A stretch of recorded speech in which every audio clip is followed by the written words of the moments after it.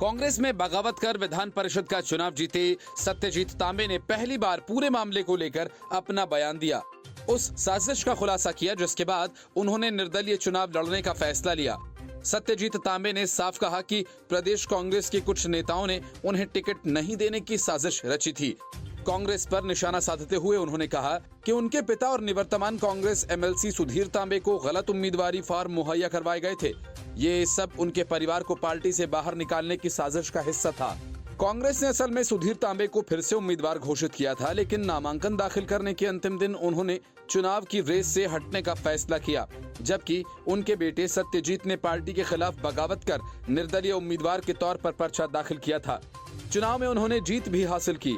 महाराष्ट्र कांग्रेस प्रमुख नाना पटोले ने कहा था कि तांबे परिवार ने पार्टी को धोखा दिया है। सत्यजीत तांबे ने कहा कि मैंने 22 वर्षों तक कांग्रेस के लिए काम किया, लेकिन 2022 में युवा कांग्रेस अध्यक्ष के रूप में मेरा कार्यकाल खत्म होने के बाद मुझे सेवा विस्तार नहीं दिया गया। सत्यजीत ने कहा कि उन्हें उनके पिता की जगह चुनाव लड़ने के लिए कहा गया था, लेकिन वह इसके लिए तैयार नहीं थे क्योंकि वह संगठन के लिए काम करना चाहते थे। उन्होंने कहा कि बाद में मेरे पिता ने मुझे उनके स्थान पर चुनाव लड़ने को कहा क्योंकि यह मेरे कई कार्यकर्ताओं की इच्छा थी। मैं महाराष्ट्र कांग्रेस के प्रभारी HK पाटिल के साथ संपर्क में था, लेकिन 12 जनवरी को हमें जो AB फॉर्म दिया गया वह नासिक स्नातक निर्वाचन क्षेत्र का नहीं था, बल्कि औरंगाबाद और नागपुर शिक्षक निर्वाचन क्षेत्र के लिए था। उन्होंने कहा कि दोनों फॉर्म्स पर प्रदेश कांग्रेस अध्यक्ष नाना पटोले के हस्ताक्षर थे। करगिल युद्ध के मुख्य वास्तुकार पाकिस्तान के तानाशाह जनरल परवेज मुशर्रफ के निधन पर कांग्रेस की पाक परस्ती एक बार फिर सामने आ गई। कांग्रेस नेता शशि थरूर ने मुशर्रफ को शांति की ताकत बताकर देश में सियासी बवाल खड़ा कर दिया।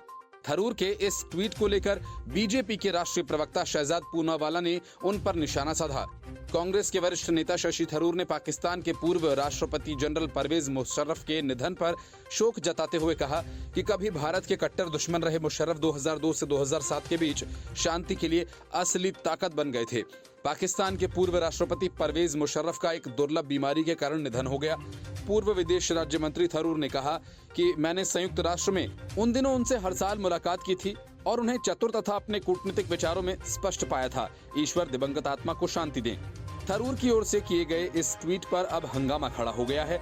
उनके इस बयान को लेकर बीजेपी ने उन पर निशाना साधा। बीजेपी नेता शहजाद पूनावाला ने ट्वीट कर कहा कि परवेज मुशर्रफ कारगिल का वास्तुकार, तानाशाह, जघन्य अपराधों का आरोपी, जिसने तालिबान और ओसामा को भाई और नायक माना, जिसने अपने ही शहीद सैनिकों के शवों को वापस लेने से इनकार कर दिया, उसकी कांग्रेस की ओर से तारीफ की जा रही है। आश्चर्य हो रहा है। एक बार फिर कांग्रेस की पाक परस्ती। पूनावाला ने अपने ट्वीट के साथ में कुछ खबरों के स्क्रीनशॉट्स शेयर किए। पूनावाला ने दूसरे ट्वीट में कहा कि परवेज मुशर्रफ, जिसने ओसामा बिन लादेन और तालिबान की प्रशंसा की थी, उन्होंने राहुल गांधी की भी प्रशंसा की थी। राहुल को उन्होंने जेंटलमैन कहा था और उन्हें समर्थन देने का वादा किया था। शायद यही वजह है कि शशि थरूर करगिल के वास्तुकार और आतंकवाद के समर्थक की प्रशंसा कर रहे हैं। पूनावाला ने कांग्रेस पर निशाना साधते हुए ट्वीट किया, 370 से लेकर सर्जिकल स्ट्राइक तक बालाकोट पर संदेह करने वाली कांग्रेस मुशर्रफ की जय जयकार कर रही है, जबकि हमारे अपने प्रमुख को सड़क का गुंडा कहा गया। Report, news of India. America की जो बाइडेन प्रशासन ने चीन के गुब्बारे को मार गिराया। इस घटना से चीन उबर भी नहीं पाया था कि भारत सरकार ने उस पर डिजिटल स्ट्राइक कर दी। भारत सरकार ने 200 से अधिक चाइनीज ऐप्स को बैन कर दिया। इसमें 138 बैटिंग ऐप और 94 लोन ऐप्स हैं। इन ऐप्स पर इलेक्ट्रॉनिक और सूचना प्रौद्योगिकी मंत्रालय ने कार्रवाई की है।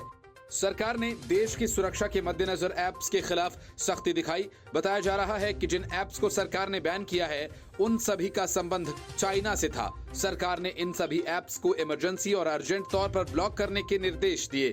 इन सभी ऐप्स पर IT एक्ट के सेक्शन 69 के तहत कार्रवाई की गई।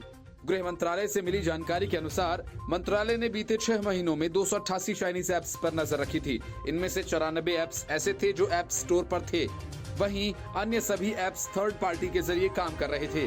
कई ऐप्स ऐसे हैं जो सीधा ऑनलाइन जाकर सोशल मीडिया से भी खोले जा सकते हैं। इन सभी ऐप्स को ब्लॉक किए जाने की प्रक्रिया शुरू हो गई है।